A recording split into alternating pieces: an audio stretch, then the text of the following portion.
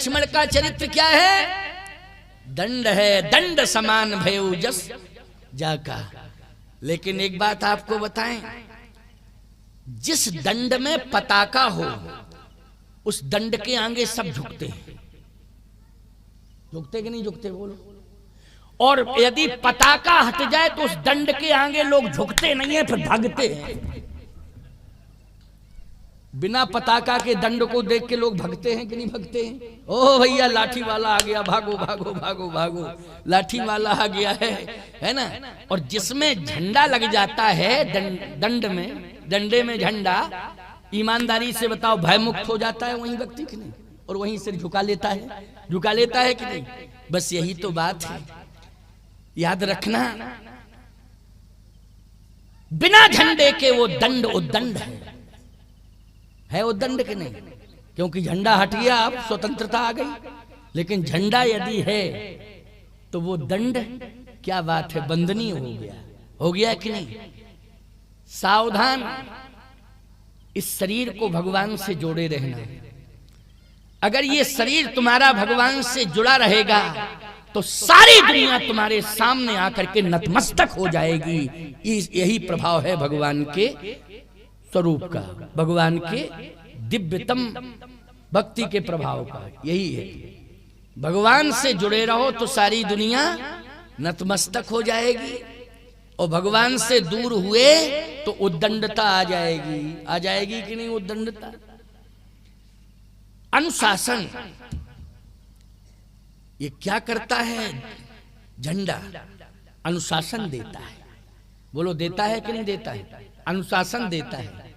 और इतना बड़ा अनुशासन देता है कि राष्ट्रपति भी उस तिरंगे झंडे के आगे झुक जाता है।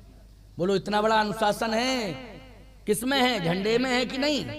तिरंगा झंडा फहरा रहा हो वहां राष्ट्रपति, और छोड़िए भारत के राष्ट्रपति की बात छोड़िए, यदि भारत में कहीं किसी देश का राष्ट्रपति आ जाए, लेकिन नियम यह है कि उस तिरंगे झंडे के आगे झुकना पड़ेगा। ये सिस्टम ही है, ये नियम है, झुकना पड़ेगा। इसका मतलब ये है भैया कि झंडे में भगवान का वास है। किसका वास है? भगवान का वास है। एक सज्जन कहने लगे, महाराज तिरंगे झंडे में भगवान का वास है। हमने कहा तिरंगे में भी भगवान का वास है। एक तो राष्ट्र है, राष्ट्र का प्रतीक है वो ध्वज, इसलिए राष्ट्र हमारा, भगवान ही राष्ट्र, राम ही राष्ट्र, राष्ट्र ही राम है। हमने कहा एक भाव तो ये हुआ।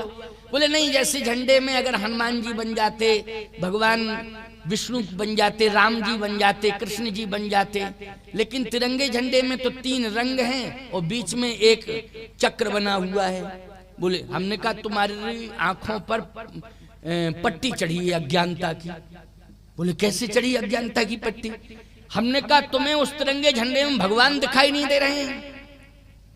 बोले महाराज जी कैसे? हमने कहा वो चक्र ही सुदर्शन चक्र है। वो चक्र क्या है? सुदर्शन चक्र है। तो बोले महाराज झंडे में सुदर्शन चक्र क्यों स्थापित किया? हमने कहा इसलिए कि जो हमारे भारत की एकता अखंडता को नष्ट करने की कोशिश करेगा, सुदर्शन चक्र उसको नष्ट कर देगा सदा सदा के लिए। भगवान की कृपा है भारत के ऊपर। क्यों भाई? सुदर्शन चक्र ही तो काम करता है।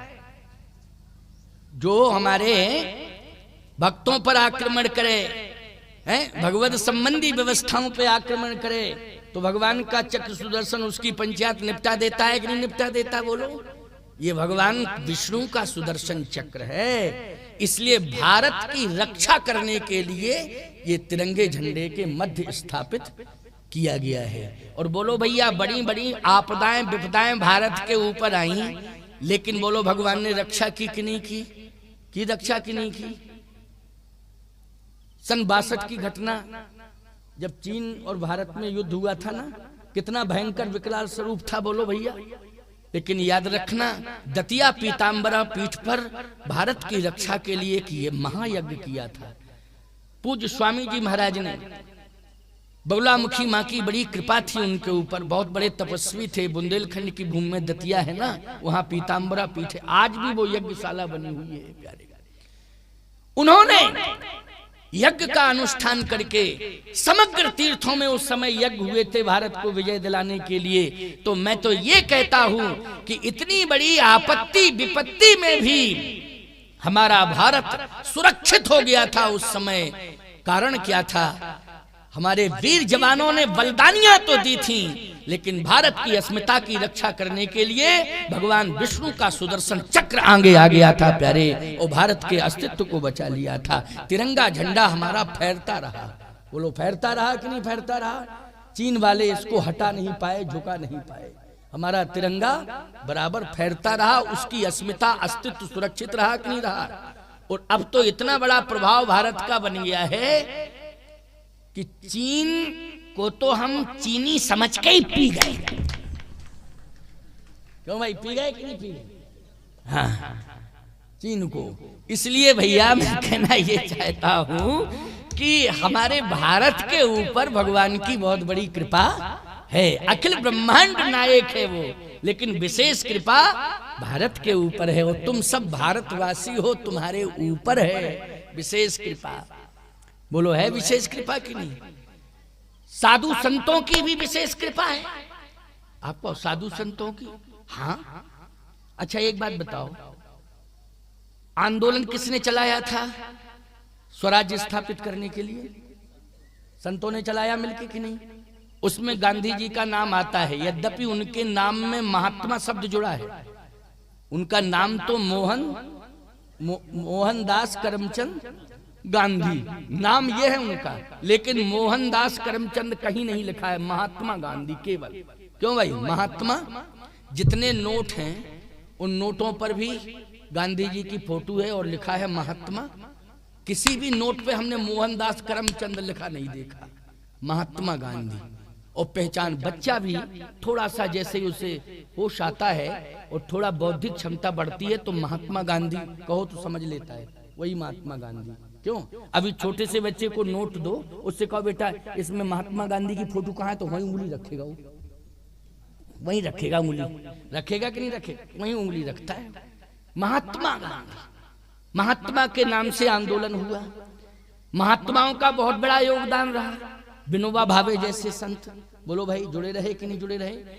मैं कहता हूं यति चक्र धर्म सम्राट पूजपात करपात्री जी महाराज, इनका योगदान, उड़िया बाबा जैसे महान संतों का योगदान, बड़े बड़े संतों का, हरि बाबा जैसे संतों का योगदान, बड़े बड़े संत महापुरुषों का योगदान रहा साहब। पूज्य देवराहा बाबा जी का योगदान, ये देश की आजादी में संतों का बहुत बड़ा योगदान रहा। और महात्मा गांधी को आंदोलन के लिए आदेशित ही इन्हीं महात्माओं ने किया था कि आप आगे कदम बढ़ाइए। उनमें पूज्य देवराहा बाबा जैसे महापुरुष थे, ये बड़े बड़े संत थे। मैं एक बात कहना चाहता हूं आपसे, इस देश को सफलता मिली, वो अंग्रेज भारत छोड़ के भागे, लेकिन किस महीने में भागे थे जल्दी बोलो?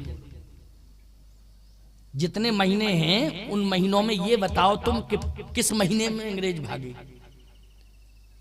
अगस्त में भागे? जुलाई में क्यों नहीं गए? सितंबर में क्यों नहीं गए? जून में क्यों नहीं गए? जनवरी फरवरी में क्यों नहीं गए? अगस्त। जितने महीना हैं उनमें एक नाम महात्मा के नाम से है महीनों में, अगस्त। बोलो भाई, और अगस्त कौन है जल्दी बोलो? महात्मा है।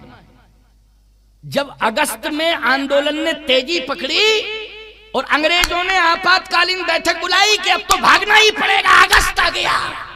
ये अगस्त है क्या? अगस्त है क्या? तो अंग्रेजों ने कहा समझ में नहीं आ रहा, बहुत खतरनाक है अगस्त। अगस्त में भागना ही पड़ेगा, छोड़ना पड़ेगा देश। जुलाई में ये समस्या नहीं थी, जून में नहीं थी, जुलाई में, अगस्त में आई ये समस्या। अगस्त ही में क्यों आई? ये अगस्त है क्या? तो अंग्रेजों ने कहा पता लगाते, तो कुछ पंडितों से पूछा कि मामला क्या है, अगस्त क्या है? महात्माओं ने कहा, पंडितों ने कहा अगस्त महात्मा थे। बोले इनके बारे में जरा थोड़ा विस्तार से बताइए, इनकी हिस्ट्री क्या है अगस्त की? हिस्ट्री बताओ अगस्त की। बोले अगस्त की यही हिस्ट्री है कि 3 अंजलि में पूरा समुद्र पी लिया था। ओ, अंग्रेजों ने कहा जल्दी भारत छोड़ो। जब 1 अगस्त 3 अंजलि में पूरा समुद्र पी सकता है, और कहीं 15 अगस्त इकट्ठे हो गए तो बाप नहीं बचेगा, भाई चलो भागो यहां से। क्यों भाई? तो 15 अगस्त को हमारा देश स्वतंत्र हुआ कि नहीं हुआ? बोलो हुआ स्वतंत्र कि नहीं? हम लोग तिरंगा झंडा फहराते हैं, कब फहराते हैं बोलो?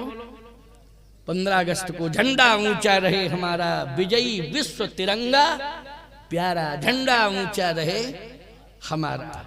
इसलिए भैया कहता हूं महात्माओं का बहुत बड़ा योगदान है। बोलो है योगदान कि नहीं? प्रकृति की रक्षा करने में भी संतों का बहुत बड़ा योगदान चल रहा है। हमारे कामदगिरि पीठ की तरफ से प्रतिवर्ष कई हजार वृक्षारोपण कराया जाता है गांव-गांव में। बोलो प्रकृति की रक्षा के लिए हमारा साधु समाज लगा हुआ है। वृक्षारोपण करना, उनका पालन पोषण करना, और गांव-गांव में प्रेरणा देना कि वृक्षों की सुरक्षा करो। बोलो ये संतों का योगदान। प्रकृति की रक्षा में किसका योगदान है? साधु संतों का योगदान है। और सुनिए, जितनी भी तीर्थों में नदियां हैं, क्योंकि लाखों लाख लोग पहुंचते हैं हर तीर्थ में, स्नान वहीं करते हैं, तो करते हैं स्नान, लेकिन कूड़ा कचरा भी वहीं छोड़ के चले जाते हैं। हर तीर्थ में संतों ने बैठक करके एक संत समितियां तैयार की हैं कि हर घाट को जनता नहीं महात्मा चल करके साफ करेंगे, हर घाट को पवित्र करेंगे, पुनीत पवित्र नदियों को सुरक्षित करेंगे, उनकी सफाई करेंगे। तो संत